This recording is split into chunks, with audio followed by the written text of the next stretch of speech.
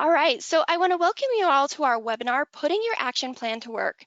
So today we're really going to be talking about our online event management tool. So in this time of social distancing, I know a lot of you may really be considering using virtual events in order to stay in touch with your customers and prospects for the very first time. Now, whether you need to move your classes, your seminars, your workshops, or if you're creating a brand new program to just move it online, virtual events can certainly help you to continue running your business and expand your reach during this time. And that's why we wanted to put together this webinar today, to show you how to set up an event and use the event management tool within Constant Contact.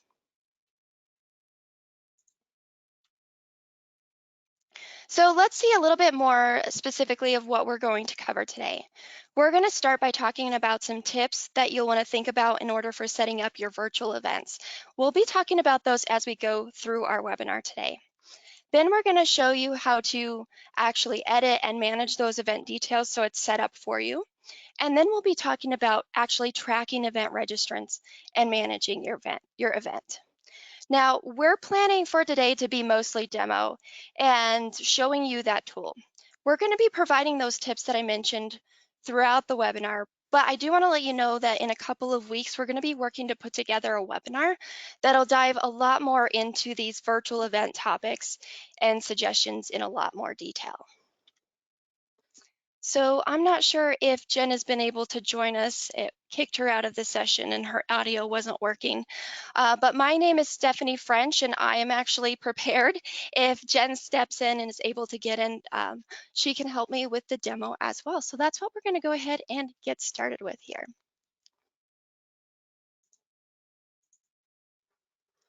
All right, so I'm already logged into my Constant Contact account. And what I'm going to do at this point is I'm going to go ahead and click this Create button. Oops. Click Create right up there at the top. And then you're going to find the Events tool right in here in this menu, right here down towards the bottom.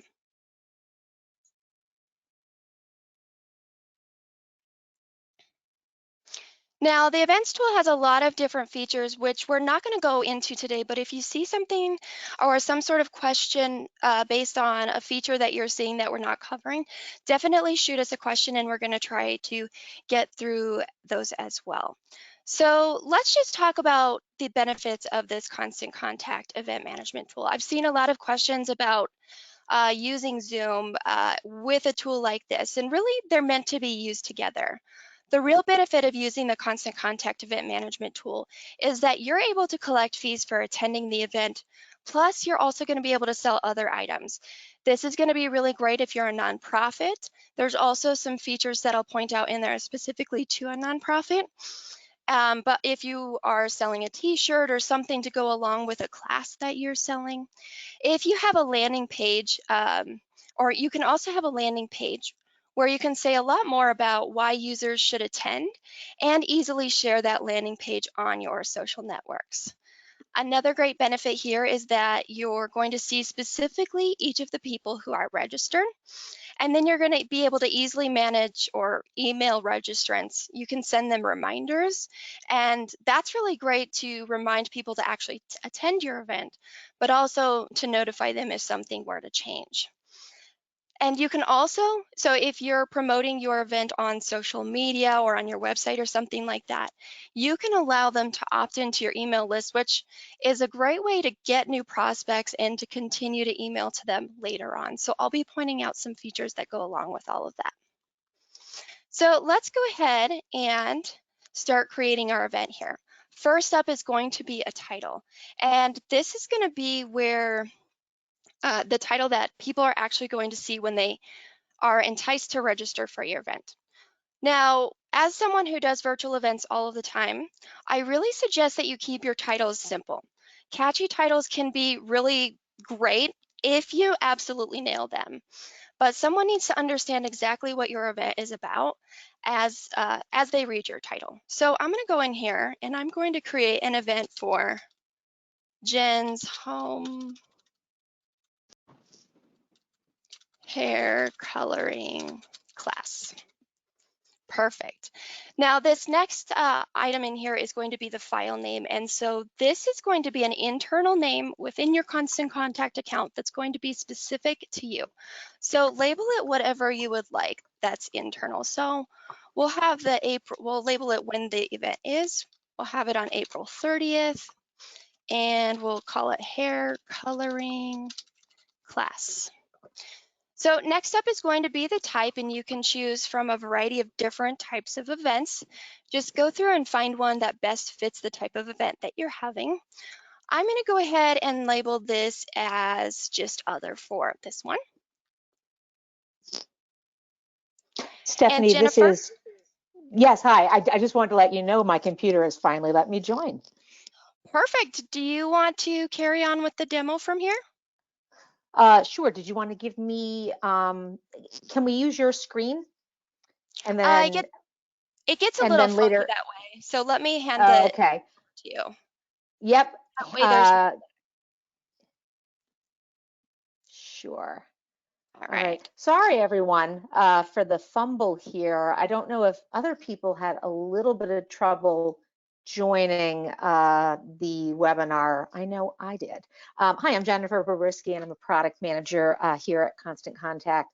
I've been working with the event feature for a long time, worked on the original team that, that developed it as well. So I see that Stephanie gave you, that's interesting. I see that Stephanie gave you a little bit of an overview of why you might want to create an event and run it through Constant Contact instead of solely doing it on an application like Zoom. Stephanie, did you already cover that? Yes, I did. Okay, great. So give me a second and I'll go in. Once again, sorry for this, folks.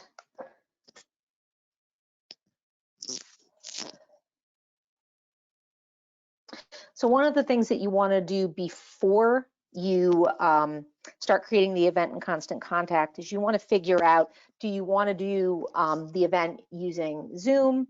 Sometimes you can use Facebook chat if you have a lot of followers on that.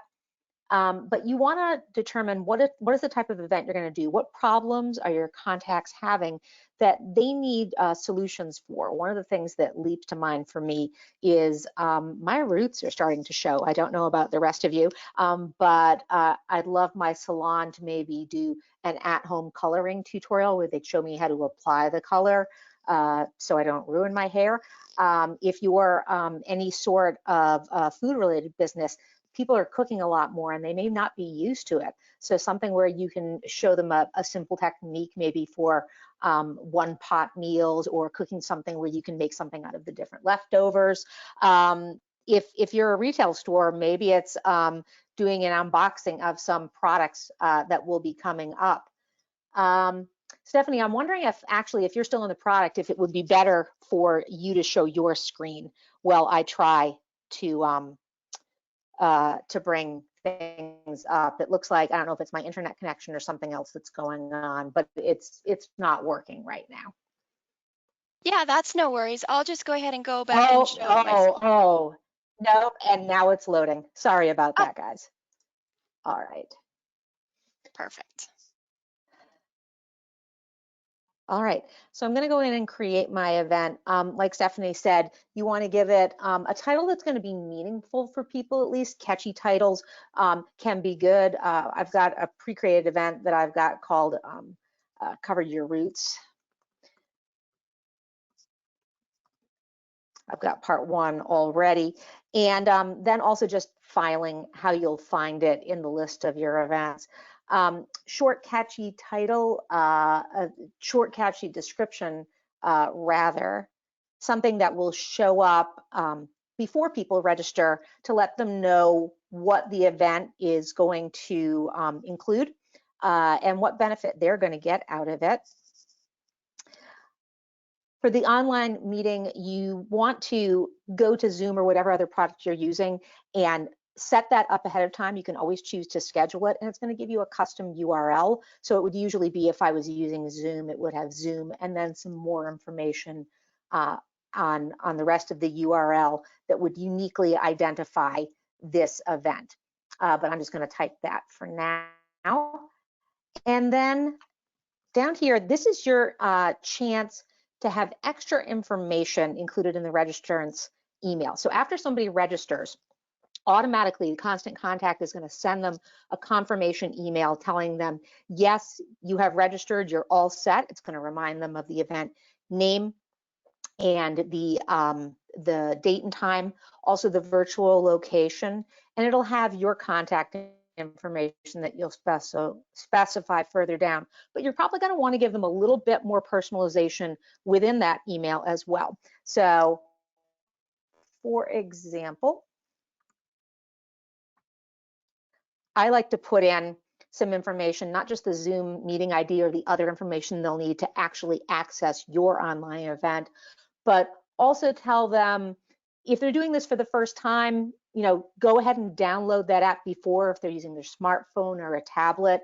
But if they've never used Zoom or Skype or something else that you're using for the online event before, recommend that they join a little bit early, and you should definitely join early too, probably like a good 10 minutes early.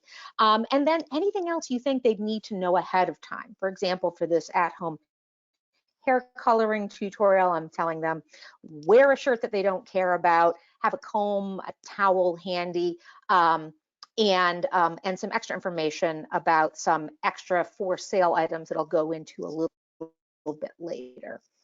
The event contact, you probably want to display at least your email address, perhaps a phone number, and then you may want to just get as many people as possible, but you can also optionally close the registration automatically at a maximum number of people. For example, if I'm doing something where I want to be able to kind of check in with all the attendees and maybe see what they're doing as well, I may not want to have 100, 200 people on. But if it's something where I'm just giving them information and I don't need to check in with them a lot, then I can open it up much more widely.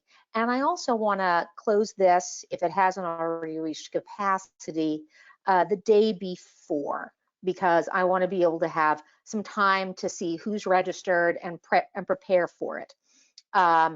Otherwise, the registration will just close at the event start time. Can be nice sometimes to have a little bit of fear of missing out or peer pressure to allow people to see who else is coming. That's entirely optional.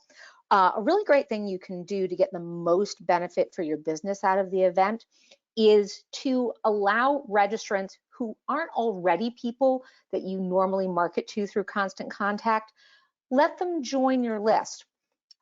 So you probably want to encourage people who are registering to share the fact that they've registered, share it with their friends, try to maximize your potential audience for this event.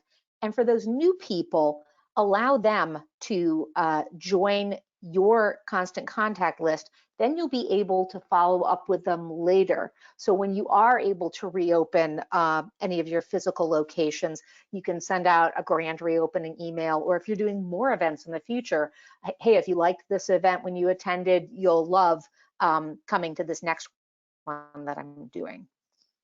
I'm not going to bother with physical printed tickets. There are some other advanced options. If you're interested in any of those things, definitely put something in the questions and we can go over them later. One nice thing is being able to get an email whenever somebody registers for the event. Obviously, if you're expecting thousands of registrants, you probably don't need to have that. But if you're a small business and every registrant is valuable, it'll probably be a good idea to put that in.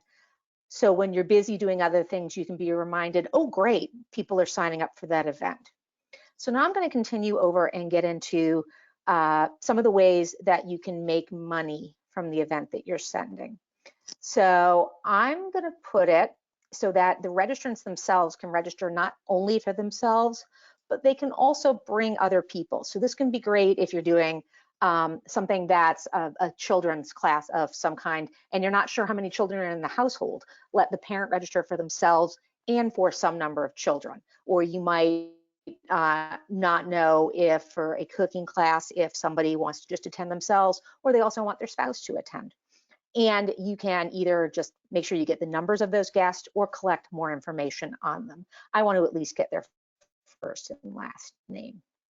So you can either have a free event. Free events are also free to you as the person who's running them. I'm going to have a nominal fee for this hair coloring at home, but I'm also going to sell additional items. So this is a great place to do your merch. If you have t-shirts that you want to sell for your business, if you want to have a cooking class and you want to sell a basket of spices and sauces that people can use with it, I'm going to do a custom coloring kit. So here it would be that I'm going to mix up the exact color that they would normally get in the salon and have it ready for them curbside the day before. That was part of what I put in that confirmation email to the registrants. And I can just keep adding items. I can have styling spray. And maybe I'm going to put everything in there that I might possibly have for sale. And if you only have a certain limited quantity, you can make it so that people can't purchase more than the quantity that you have on hand. And this can be something that you can also set the expectation with in that description of the event, that maybe the merchandise won't be delivered until 2 to 4 weeks later, or maybe you'll follow up the next day with something. Additionally, if you have some VIP customers where you would like to allow them to attend either for free or for a reduced fee, this is a way to put discount codes in that you can get to them either in a separate email or phone call that you would give to them to get them just that discount personally. So I have some extra options just because I've been working with the product so long. Most of you will see either check at the door, really not applicable for what we're talking about, or credit card. So we have a partnership with a company called WePay, another Massachusetts-based business, and they are a really easy way for small businesses to allow their event registrants to pay by any of the major credit cards. Now, I connected my account, Constant Contact account, to a brand new WePay account earlier, but if you hadn't yet done that, you would see a button right here that says create new WePay account. It's very simple. You really just need information, basic information on your business, your name, your location, your contact information, and then about your business banking account, because they're going to transfer the fees they collect over into that business banking account. And I just Additionally, want to mention that we yep, do have a link to, and if you need help setting up your WePay account, we'll have Jake share a link in the questions window or the chat window, and that'll walk you step by step if you need any help with that. great, thanks, Stephanie. If you are a nonprofit, this is something that WePay allows only for nonprofits. If you're a nonprofit, in addition to allowing people to register and pay for the event, or if it's a free event and they don't have to pay, you can also have an option to allow people to give you an additional donation. So great for the nonprofits. You'll be able to call attention to that on the landing pages that you can create for your event. I'm going to leave that, since I'm a for-profit business, at no, and go ahead and finish. So right now, this is all I need to do. I don't need to do anything else. There's a lot of other things I can do. Only other thing I need to do is make my event live. So when you're happy with everything, go ahead and make it live. Now, don't worry too much. Once you've got an event live, you can always still go back in and change things. But do remember to make it live before you start publicizing it. Once I do make it live, it's going to give me an event URL up here. And this URL right here is something that I can take and copy and use everywhere. So if you have regular email communications that you send out, like a weekly or a monthly newsletter, definitely put it in there. Make maybe a nice big button that says register for events. You definitely want to use it in any of your social postings. Constant Contact has a great new set of social posting features where you can post all at once to a variety of social networks that you might be on. Hey, if you're a a small business with multiple locations and you have different Facebook or Instagram properties for each location, you can easily use this feature to post to all of them at once. You can also schedule posts to go out as well. So definitely make use of that. That's a great way for the people who are already a part of your network to share it. But also don't neglect email, because email is the only way you have guaranteed of delivering something to a person. With social, if they're trying to take a little break from social media, they may not be on it. If you want to do just a really quick, simple email invitation, you can create one right from here. In addition, if you have a number of events that you'd like to do, you can use this URL down here, and Constant Contact automatically creates an event calendar for you. So you can put that URL on your Facebook page. You can put it on your website. You can include it in all the emails that you send out. And this calendar will automatically have all events that you've already created and events that you might create in the future. So if I next week create a bunch of events for May, they'll show up on the next page of this, and I don't have to touch any place where I've already put the calendar URL.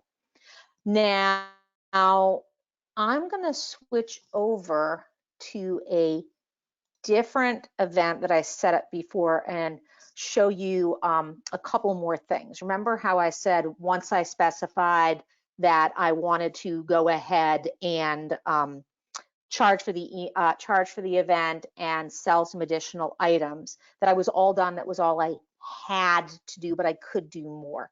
So this one right here is one that I set up previously. You can see I've already got some registrants, and this one I did a little bit more, and I'm going to show you what that looks like. So this is what your page looks like once an event's already up and taking registrations. You can see toward my 50 registrant limit, I've got 2 people registered, one of whom is bringing a guest. That's great. I can click them and go in and see more about them. I'll do that in a second. I can also register someone. This is going to show you what it would be like for the people who register for your event, what their experience would be like. So automatically Constant Contact sets up that registration form for you. You'll see that in just a second. You can also optionally have what we call an event landing page. So that's what you're looking at right now. I made a really quick and simple one, but it automatically has on it the information that you put in when you were creating the event, this as well, and a button to go to the registration page. But you can also put a lot of other information on it. And this might be good for people who get to this event because some of your customers that you already have who are already familiar with you told them about it. So you may have people coming to the event registration process that don't know anything about you. You can put more information here on this page about it. It allows you to put more text, more graphics, anything you want on the page. Links, so you could link out to your larger website if you wanted to. I kept it pretty simple. I just put in a logo. I actually created this earlier this week with Constant Contact's new logo maker tool. And I put in a photo. This one happens to be one of the free stock images that you get with your Constant Contact account. If I want to go over now and start the registration process, this will show you what the registration form will look like.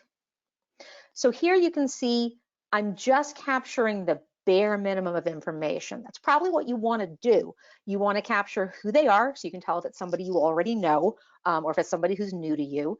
And then an email address. We ask them to confirm it because we are going to send them that confirmation of their email. And it's so if we can tell if they are new to your Constant Contact account or if they're an existing contact. And this also allows you to follow up with them. And I'll show you what that looks like in a second. I can add in guests as well. And then here's, it tells people that there's a fee for the event, but here's where I can choose to purchase things. And here's where I get a total of everything So it keeps a running total for them. Maybe I want one custom color, and I'm going to have the curl defining cream. So it's going to keep that running tab for me. And here's where they can choose to receive more information from you later on about your other products and services. And then going through here, continuing, would take them right over to WePay, where they can put in their credit card information, which I'm not going to do when broadcasting my screen out to everybody. So that's what the registration process looks like.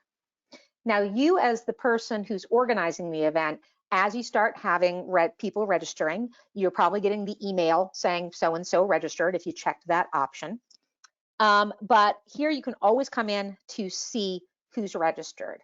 So I can just go ahead and click. And this will take me over to a place where I can view my complete list of registrants. I only have a couple because it's just a test event. So I've got their name, their email address here. I can tell that Jay Bobrisky is bringing, Jane Doe is bringing a guest. So I can see more information about the guest right over here. Judy Doe is coming as well. I can also see here everything that they purchased. So here's where I can see, okay, 2 event fees, great, I've got the money for that. I also now, as the salon owner, need to go mix the custom color for Jane and for Judy, and also put in a heat protecting spray. You can also, if you need to correspond with people personally about something, maybe Judy's never been in my salon before and I'm really not sure what color to mix for them, I could send a quick personal email off to Jane Doe. Additionally, here you've seen that their pay status here is paid. That's great. There are some people who, after they fill in the information on the registration form and go over into the WePay payment area, they might not complete that step. If that's true, this will say unpaid. So that's another good reason to send that personal email to someone to follow up, to say, hi, I noticed that you were interested in coming to the event. It looks like you started the registration process, but it doesn't look like your payment went through. Is this still something that you're interested in, or did you just want to cancel? And you can always just go ahead and cancel people if you need to. Additionally, what you might want to do during the event itself is keep track of, out of all the people who registered, who came, and then you can, after the fact, mark them as attended as well. After the event is over, you'll see an attendance choice come up here. You can always download all this information if you want to have it locally. Maybe you want to put it into another system where you keep more information about your contacts. If you're a nonprofit, maybe you want to add it to a donor management system, for example. And back to, oh, and one thing I wanted to mention, sorry, when I was talking about the registration form, and I'll actually show you how you can edit the event even after it's live. The registration form, like I said, it allows you to, it lets you add as many different questions to the registration form as you want. You do want to keep the registration form simple. By default, we're going to ask for first name, last name, and email address, but you can ask a lot more information if you need it. So any of the fields that you have when you're adding contacts are available to you, but you can also create a custom question. Like if you want to ask them, I'm thinking about covering these topics, these 5 topics, which 2 or which one is of most interest to you. Or if you want to just ask them, if you're a yoga studio and you're doing a beginner's gentle flow yoga, you might want to ask them, have you ever tried yoga before? And then review that ahead of time so you know, do you have complete newbies and you're going to need to go really carefully through the process, or do you have some people who are familiar with the different poses and you know you can go a little bit more quickly and be a little bit more challenging. So lots and lots and lots of choices here. And as you edit the question and add things, you're going to see that it will give you a little preview of what the registration form will look like over here. So that's a choice that you can make depending on what information you think will help you give your customers the best experience. So that is roughly what I wanted to go over. Now might be a good time, Stephanie, for you to tell me what highlights I forgot to tell people about, and then also maybe start opening things up for questions.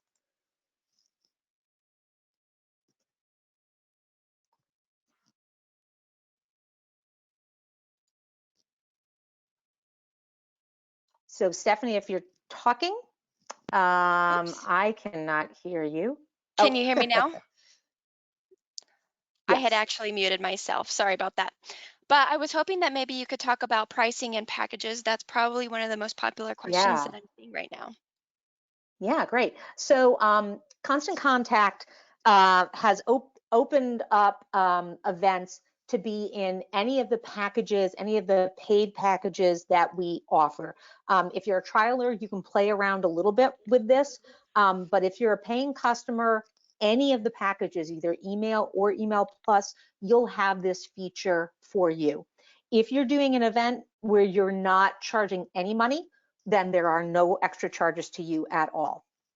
If you are having a fee for attending the event, then we will collect a transaction fee of 5.4% plus 80 cents for each ticket sold.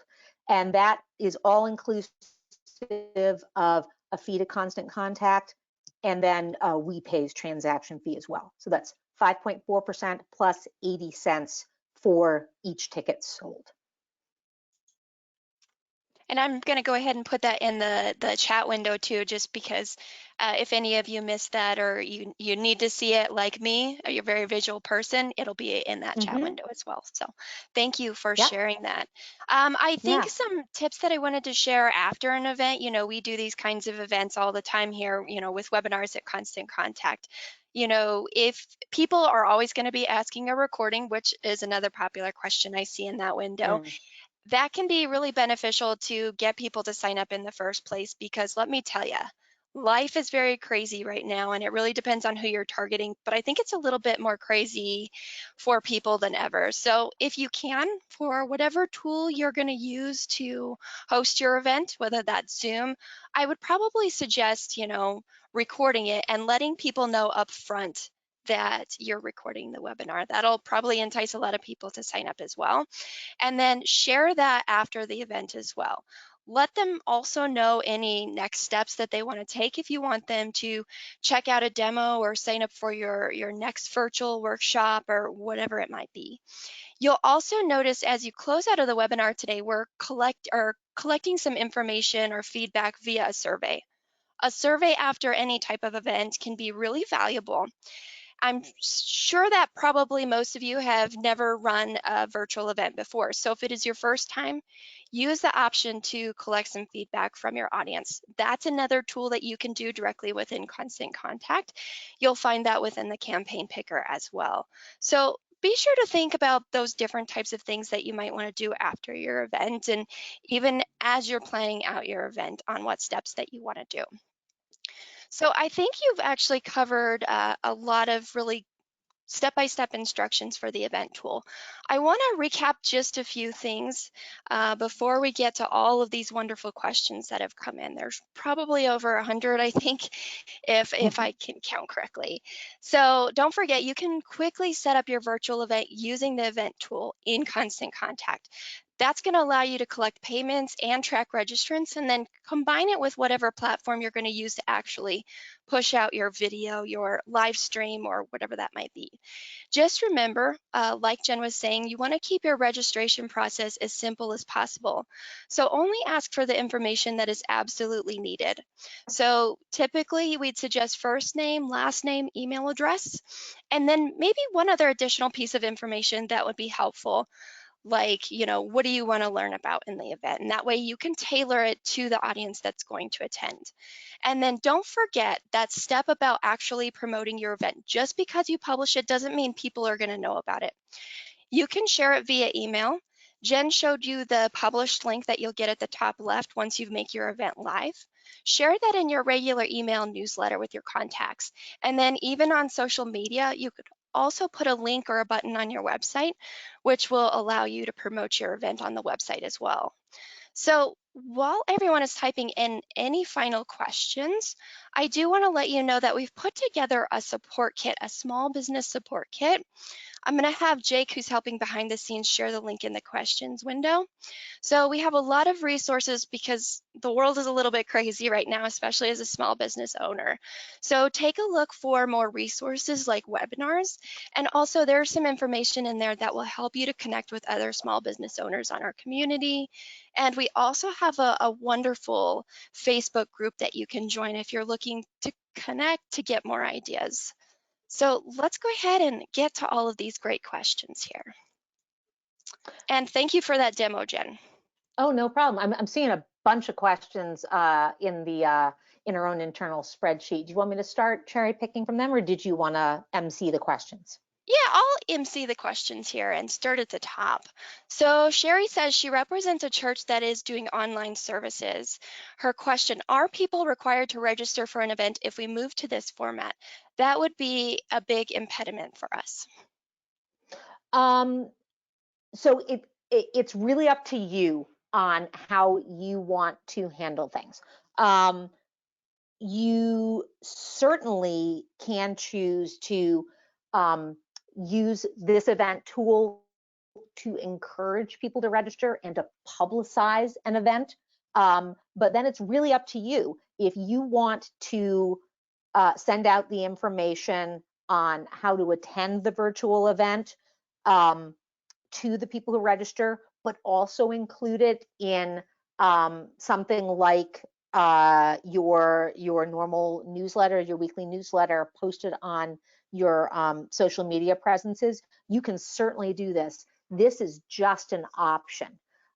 It's a particularly good option if you want to collect information from people ahead of time. If you want to be able to charge them for the event or to sell additional things along with the event. It also gives you a handy way to, I'm sort of pointing at it right here, send a simple email to all registrants. So for example, if it turns out you can't do the 29th at 1 o'clock, you need to delay it until 2 o'clock, you could quickly send out an email to registrants. And also, this gives you a way to get new people who you don't already have on your email list. But if you are having a specific event or a weekly event that you always want to open up to your entire congregation, you don't have to use the tool at all, or you can use it in conjunction with just sending out how to attend the event, like the Zoom meeting ID and the Zoom password to everyone. This could just be a way that you use to encourage people. Definitely lots of great tools with that, or features, I should say. This next one actually comes from Janet. Is the events tool available to all levels of Constant Contact membership? And I believe that you said it is, Yeah, correct? yep, it is. It is. No matter what you pay per month, um, this is available to you. Definitely. And if you're collecting a fee for people to attend your event, there are going to be fees associated with that, which you'll also find in the chat window. I posted all of that information in there as well. Mm-hmm. So this next one comes from Bonnie. We have a kid's birthday party company. Any ideas? Usually we do face paintings and balloons and mascot visits. Do Yeah, you have any ideas to kick us off? I actually have a friend who works for what sounds like a really similar company. She is various princesses normally at a lot of parties, or is the person inside the mascot outfit. I feel you. This is a tough time for people who do that type of work. She's doing virtual princess parties.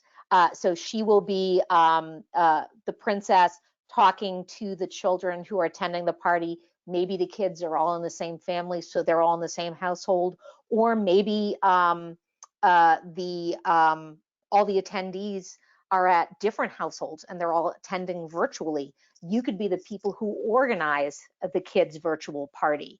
And part of it could be having whatever different characters who would normally be in person at the party, they could be the host for the online party and they could be interacting with the kids over a platform like Zoom.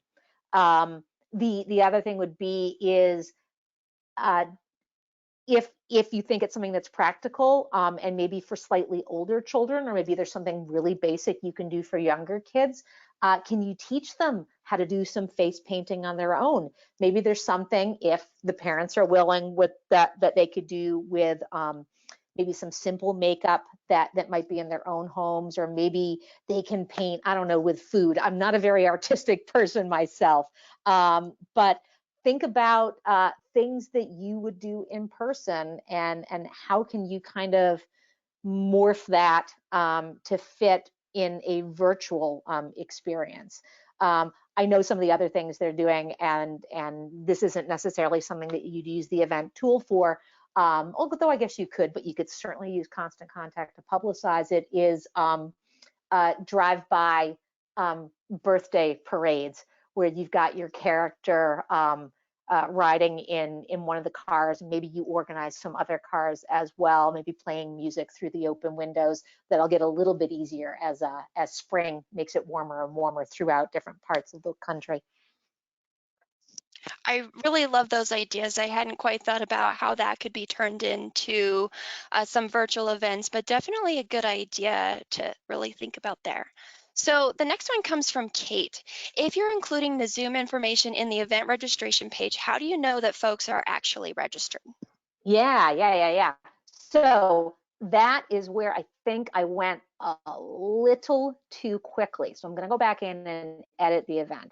So you definitely want to put in the basic event information, the stuff that gets displayed before someone registers. You want to put the fact that it will be an online event, so they know, so they have the comfort of knowing that it is not an in-person event, but something that will be virtual.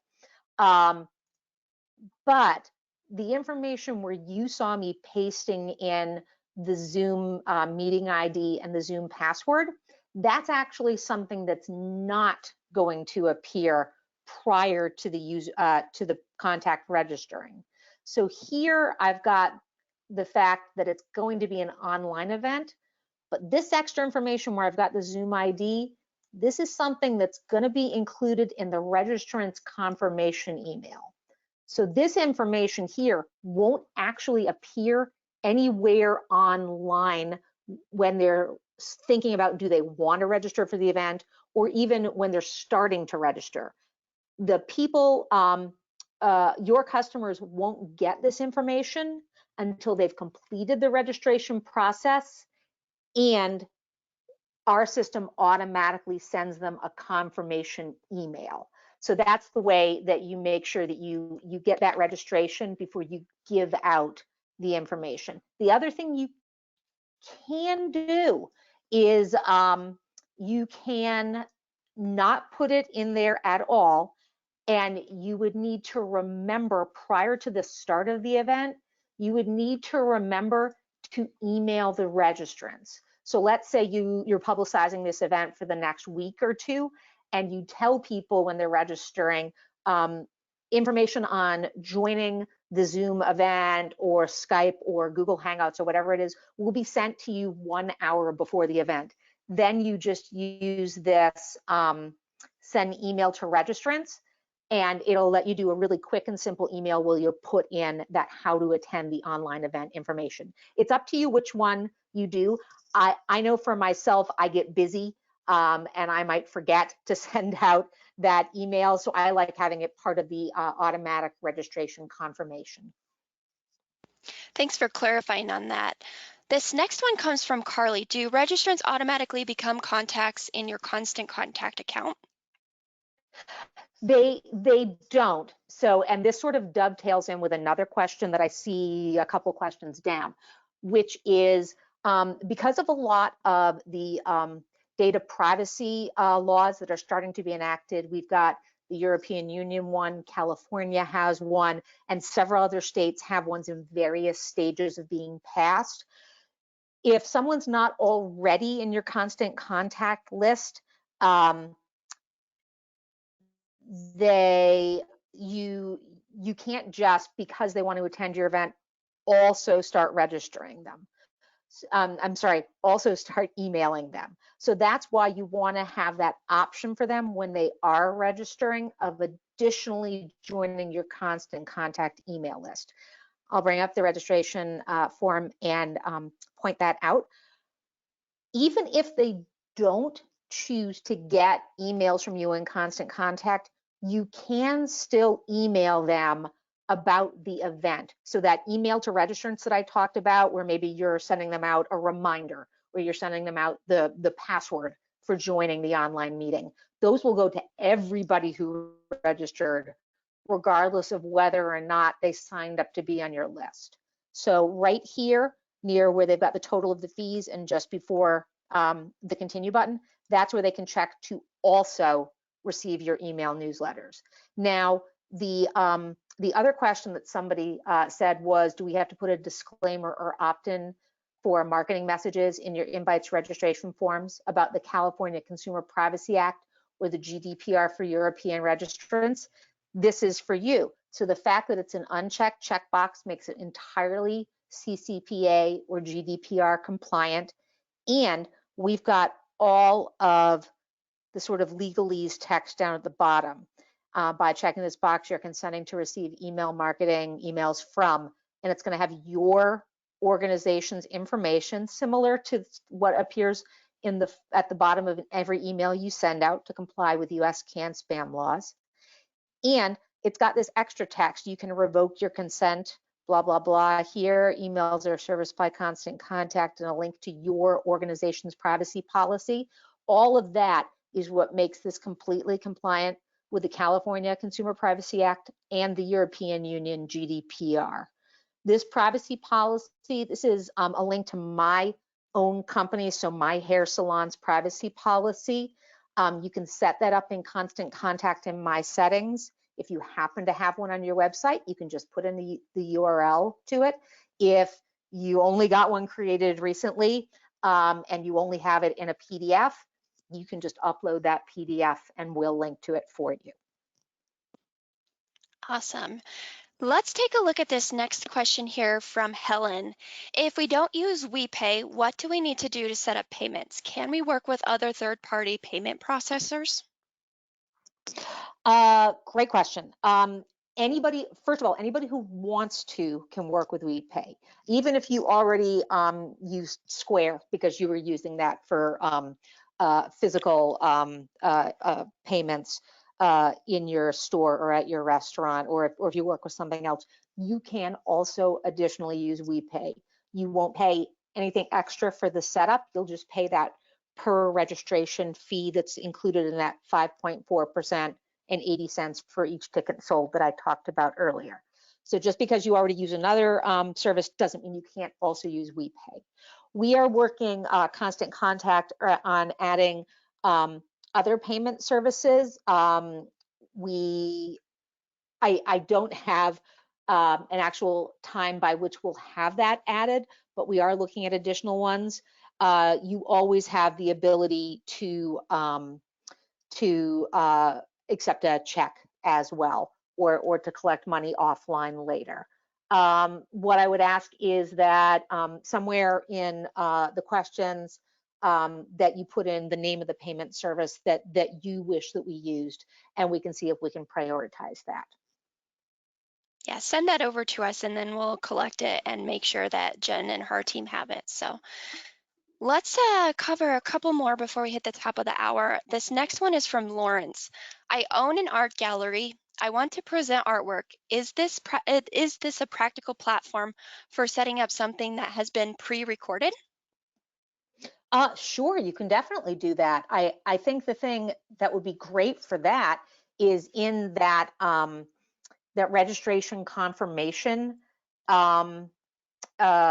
email that I showed. I put in the Zoom meeting ID and the Zoom password, and then some bullet points of things people should do ahead of time, you could put the link to your pre-recorded videos of like a gallery walkthrough. You could do that. You could send those out via that email to registrants as well. What you could also do if you want to promote artwork is send out in a constant contact email something that has links to high quality images or links to video walkthroughs. And then you could actually use this event registration process through that selling other merchandise, where I set up the custom color kits and the heat styling spray. You could do that to actually allow people to purchase the artwork right there. You would just limit things probably to a quantity of one, unless you had prints where maybe you can sell multiple quantities. So you can use this more as a poor man's e-commerce platform as well if you wanted to. Definitely, and I've seen actually a lot of people use it like that, in that very same way that Jen was describing, where you're basically selling the pre-recorded. It could be a class, it could be a gallery walkthrough like Jen was talking about, but lots of ideas there. This next one is from Iris. Is there a way to add buttons or links where maybe people can submit questions they would like answered during this virtual event, or if they can't attend, but would like the recording to be sent their way? Yeah. What you Well, first of all, as I showed, I think probably just after this question came in, was in addition to asking people for like their name and their email address, you can collect more information, and you can make it mandatory or optional. So you might want to have on your registration form a question that's optional, that just gives people a big text box to type in that says, do you have any questions you wish I would address during this event? And let them just type that in. And if people can't attend,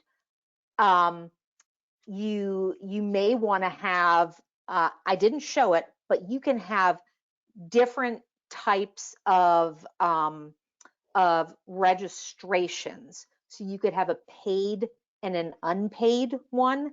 Maybe the unpaid one is, I can't attend, but I'd like the recording, or maybe that's $2.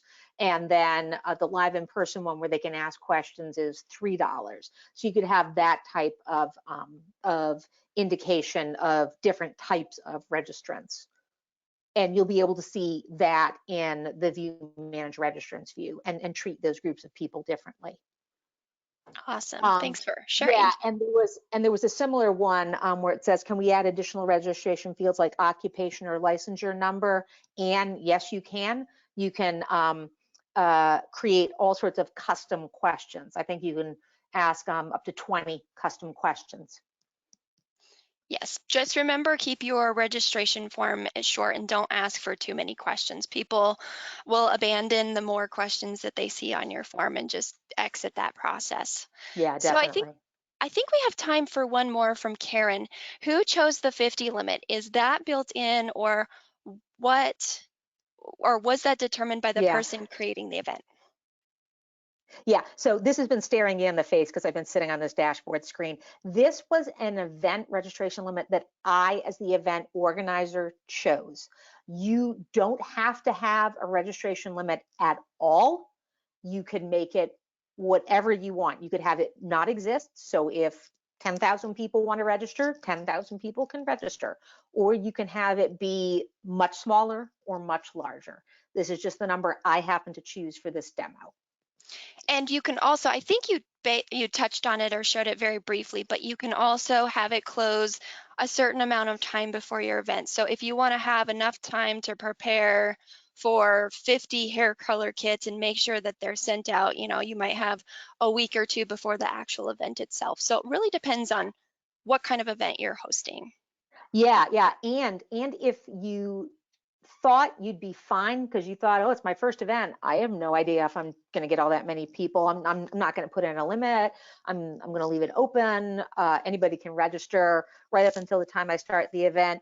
And then you start getting those emails coming in saying so and so is registered, this other person is registered, and you look in and you say, oh my God, I have 100 registrants and it's still a week to the event. First of all, great, good for you. But if you really didn't want to deal with that many people, at any second, you can go right in here and close registration. And now when people go to register, they'll get a very nice, we're so sorry, registration for this event has closed message. And then you know you can run another event later on and still get even more attendees. Awesome. Yeah, lots of great information. So I do see we're right at the top of the hour. So I want to be respectful of everyone's time. I want to thank you all so much for bearing with us through the unfortunate technical issues that we had today. Keep an eye out for the recording that will be in the email, hopefully by the end of today, but by tomorrow at the very latest. And also, we're going to include a link in there where we're going to do some work over the next couple of days with a bunch of people on our team to answer more of these questions because there are probably way over 100, and I know we didn't get to all of them. We also have a great support team that I want to point out. You can go to the help link at the top right of your account if you need to get your question answered now rather than later, and they can certainly help you. So I want to thank you all so much for joining us today, and I hope you all have a wonderful day.